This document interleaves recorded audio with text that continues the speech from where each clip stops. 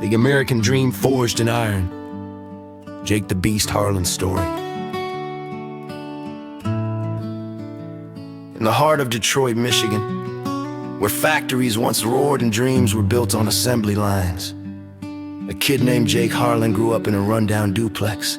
At 16 years old, he was 5 feet 10 inches tall and weighed just 135 pounds soaking wet. His dad worked double shifts at the auto plant until the big layoffs hit hard, and his mom cleaned offices at night. Money was tight. Food was whatever was on sale. The mirror showed a boy who felt invisible, but Jake had one thing no one could take: fire in his belly. It started when he found an old VHS tape of the 1977 Mr. Olympia in his uncle's garage. There was Arnold Schwarzenegger, the Austrian immigrant who came to America with nothing but a dream and turned it into legend. Jake watched in awe as Arnold posed under those bright lights, muscles exploding like they were carved from stone. "That could be me," he whispered to the empty room in America. "Anything's possible if you fight for it."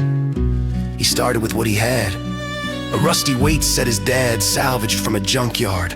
No gym membership, no fancy supplements, just push-ups on the cracked basement floor, squats with cinder blocks, and pull-ups on a tree branch in the backyard. His first bench press was an empty bar, 45 pounds, and it felt like the world. High school was brutal, kids called him Twig. Girls walked past without a glance, but every insult fueled another rep. He read bodybuilding forums late at night on a borrowed laptop, devoured Arnold's encyclopedia of modern bodybuilding, and dreamed of the stage. At 18 years old, he walked into his first real gym, a no-frill spot called Motor City Iron on the edge of town. The owner, an ex-Marine named Big Mike, sized him up and grunted, "Kid, you look like a strong wind could blow you away. But I see hunger, show me you belong." Jake belonged. He trained 6 days a week, worked part-time flipping burgers to buy chicken and rice, and slept 4 hours a night so he could afford a tub of cheap way. Injuries came.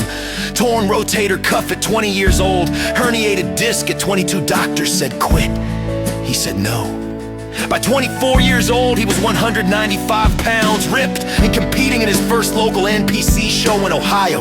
He placed 5th, the judges barely noticed him, but the crowd did. They felt the raw energy when he hit his most muscular pose.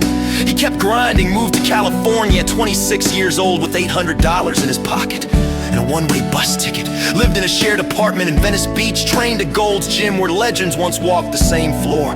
He bussed tables, trained clients, and poured every cent into food, gear, and entry fees. The breakthrough came at 29 years old, NPC Nationals, 215 pounds of conditioned muscle. He stepped on stage under the bright lights, heart pounding like a jackhammer. When they called his name for overall lightweight champion, the room erupted, tears streamed down his face as he held the trophy high. But he wasn't done.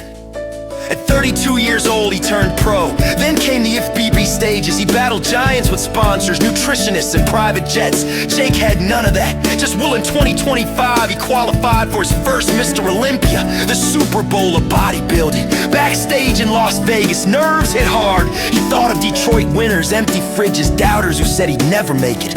He oiled up, looked in the mirror, and said out loud, "This is for every kid who feels too small, too broke, too American dreamless. This is proof it can happen." He walked out to thunderous applause. His routine was flawless, vacuum pose, side chest, the signature beast, most muscular that made veins pop like rivers. He didn't win the Sando that year, placed 6th, but the crowd chanted his name.